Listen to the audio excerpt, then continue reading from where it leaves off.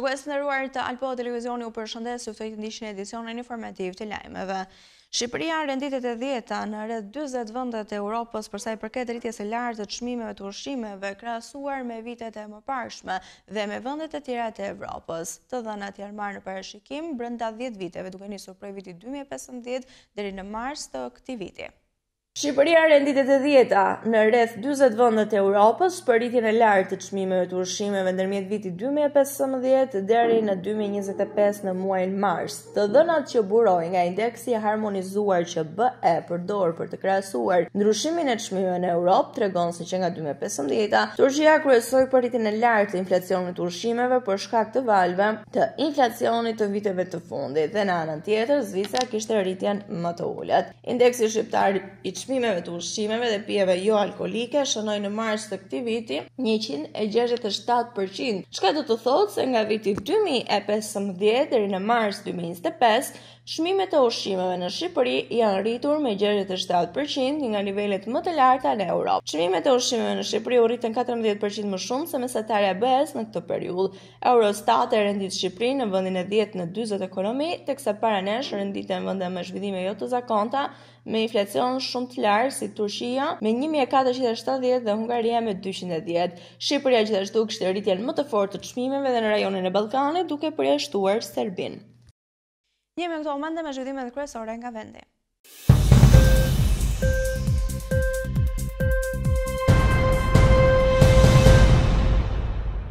Në kuadër të orëve sensibilizuese dhe informuese si pjesë themelore e zinxhirit të sigurisë në shkolla, ndihmën specialist për edukimin në shkolla dhe punën me të rinj, përfaqësues të policisë rrugore dhe stafi pedagogjik i shkollës nënvjeçare Donza Koçajupi, zhvilluan një takim sensibilizues me nxënësit e kësaj shkolle mbi sigurinë rrugore. Gjatë aktivitetit në ambientet e shkollës kanë bashkëbiseduar mbi rëndësinë e respektimit të rregullave të qarkullimit rrugor, sinjalistikës vertikale e horizontale, rëndësisë së vendosjes së ripit të sigurimit, shmangjen e përdorimit të celularit apo pijeve alkolike gjatë drejtimit të mjetit, roli dhe rëndësia e respektimit të këtyre rregullave edhe nga vetë këmësorët, ndërsa nxënësit kanë mbajtur veshur jelekët fosforescent dhe fletpalosje me qëllimin sensibilizimi.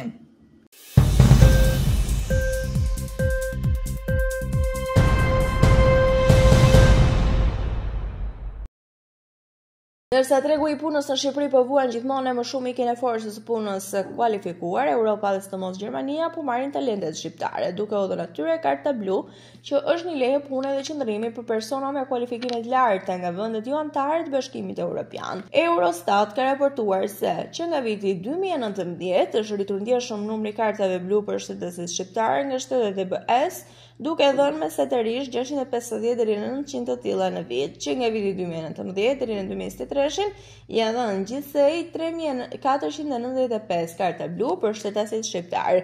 Në krahasim me vitet e mëparshme, rritja është e fortë. Në vitin 2012 ishin vetëm 15 karta të tilla, ndërsa në 2021 shifrat arritën në 882. Rritja edhe nëse kartës blu për shqiptarët ka ardhur për shkak të hyrjes në lojë të Gjermanisë. Në vitin 2021 ky shtet dha 823 karta blu për shtetasit shqiptar, ose gati 93% totalit të shteteve të BE-s.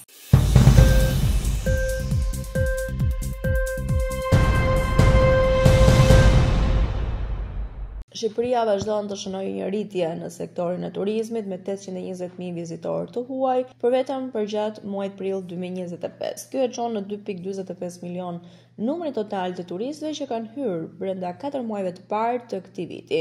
820.000 vizitorë të huaj kanë shijuar Shqipërinë përgjatë muajit prill, ndërsa vijon të jenë gjitur operatorët shpresdhënës se muajt e verës do të ketë më shumë fluks të turistëve. Por të njëjtën periudhë të vitit 2023 vendi numëroi 1.68 milion turistë, ndërsa në 2024 2.3 milion turistë. Këto zhvillime pasqyrojnë përparimin që vendi mund të ketë bërë për sa i përket turizmit, ndërsa autoritetet presin që trendi pozitiv të jetë në rritje.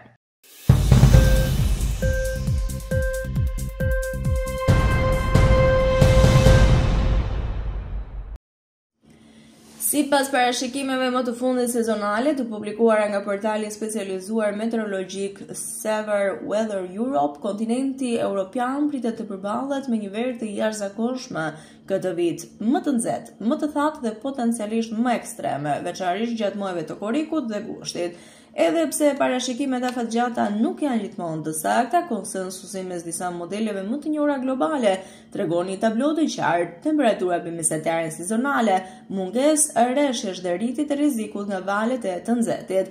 Stina e pranverës u dominua nga një presion atmosferik i lartë mbi veriperëndimin e Evropës, çka bëri që ciklonet të shmangnin zonën qendrore të kontinentit dhe të përqendroheshin në jug-perëndim dhe verilindje.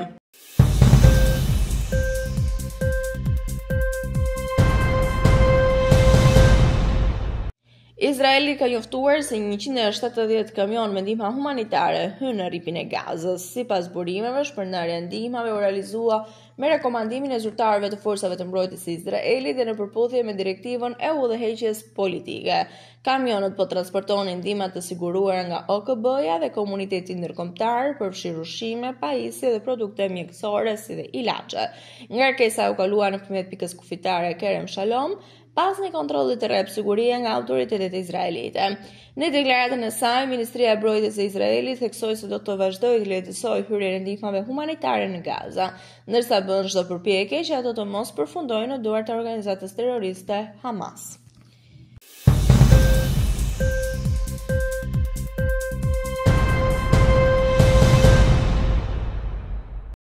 Ekonomia ruse ka arritur në vendin e 4 në nivel global për nga pariteti i luftës dhe i fuqisë blerëse, ka thënë presidenti Vladimir Putin në takimin me përfaqësuesit e komunitetit të biznesit. Fakti që vëllimi i ekonomisë ruse është i 4 në gjithë globin për nga pariteti i fuqisë blerëse është sigurisht merit juaj e drejt për drejt, rezultati i punës së përbashkët të ekipeve të fabrikave dhe kompanive, ka thënë ai.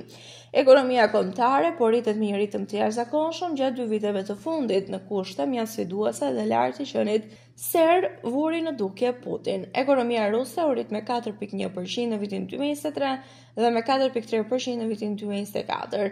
Kjo rritje nuk ishte në degë individuale dhe nuk ishte lokale nga natyra, por mbulonte gamën më të gjerë të fushave, duke përfshirë industrinë, bujqësinë, shërbimet, finansat e kështu me radhë.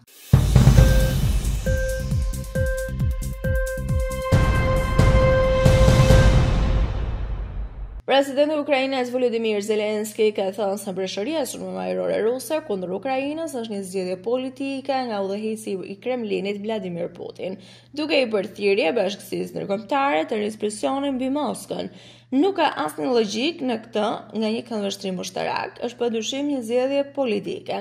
Zelensky tha se sulme me më shumë se 900 dronë dhe raketa gjatë 3 netëve treguan se Rusia po luante lojra diplomatike. Presidenti i Ukrainës tha se nevojitet presion maksimal mbi Moskën në mënyrë që të kufizojnë aftësitë e makinës ruse të luftës.